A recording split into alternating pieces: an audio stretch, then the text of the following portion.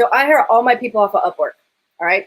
And I think that Eastern Europe is a great place to hire skill-based things. They are incredibly driven. I think it's a cultural thing. They were taught English from like preschool. There's not a communication problem, but I have never, I'm not sure they sleep. Like, I don't know how like so much gets done in a way that, I mean, I've had relationships with people over there for 6 or 7 years now. Like we've been working with each other for that long. So what I do is I go to Upwork, right? So when you go to Upwork, guys, you put in the search thing. So say I'm looking for SEO, okay?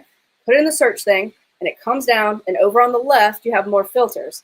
The key filters are, it doesn't matter how much money they are. I do Eastern Europe, you can do whatever you want, right? And you go through and say, I actually want to hire a freelancer, not an agency, and I want to leave them money part blank, and then go through and say 90% and up satisfaction.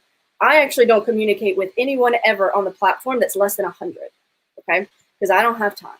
That means that somebody in the world had a problem with them, right?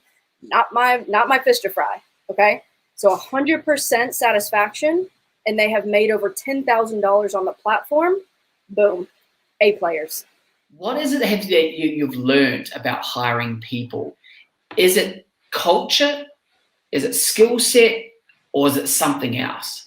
What's the X factor? When you're hiring an A player, I would say that I would agree with you. You can't teach attitude and you can't teach character, right? So if any one of those things are ever questioned, they're fired immediately, regardless, right? Like those are things you can't teach. Skills we can teach.